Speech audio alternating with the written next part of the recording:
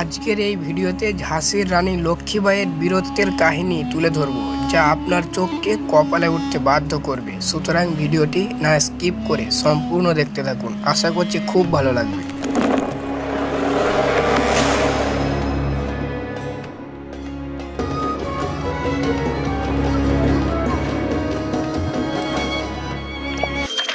ইংরেজরা তখন ভারতে মাথাচাড়া দিয়ে উঠেছে। এর মাঝে তারা এক নতুন আইন প্রবর্তন করেন, যার নাম সত্যবিলোপ নীতি। এই সত্যবিলোপ নীতি হচ্ছে, যে সমস্ত রাজাদের তাদের নিজেদের রক্তের সন্তান নেই, তারা দত্তক নিতে পারবে না। এই রাজ্যগুলি ইংরেজদের অধীনে চলে যাবে। ইংরেজরা তাদের এই নীতির মাধ্যমে একের পর এক রাজ্য দখল করতে থাকে। তারপর তাদের নজরে আসে ঝাঁসির কথা। ঝাঁসির রাজা গঙ্গাধর রাও তখন মৃত্যুবরণ করেছেন। এই সুযোগে তারা ঝাঁসি আক্রমণ করার সিদ্ধান্ত নেয়। ঝাঁসির সিংহাসনে তখন বসে আছেন ঝাঁসির রানী লক্ষ্মীবাঈ।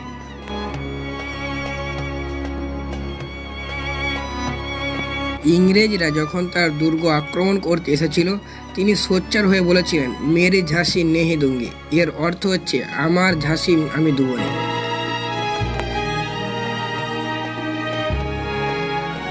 কিন্তু যখন অনেক নিরাপত্তার পরেও ঝাঁসির দুর্গ যখন আক্রমণ করেছিল, তখন ঝাঁসির রানী লক্ষ্মীবাঈ পাশের রাজ্যের সাহায্যের আশায় তিনি 100 ফুট উঁচু দুর্গ থেকে, অর্থাৎ তার নিজ দুর্গ থেকে 100 ফুট নিচে ঘোড়া সমেত এবং তার পিঠে ছিল তার শিশু সন্তান, তাকে নিয়ে ঝাঁপ দিয়েছিলেন।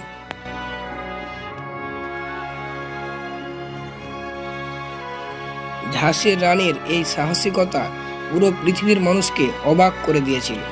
শেষ পর্যন্ত ঝাঁসির রানী লক্ষ্মীবাঈ প্রাণপণ যুদ্ধ করেও শেষ পর্যন্ত তার রাজ্য টিকিয়ে রাখতে পারেননি। তিনি ইংরেজদের এক যুদ্ধেতে মৃত্যুবরণ করেন। কিন্তু তিনি যা দিয়ে গেছেন তা ভারতের স্বাধীনতা সংগ্রামীদের এক নতুন প্রেরণা।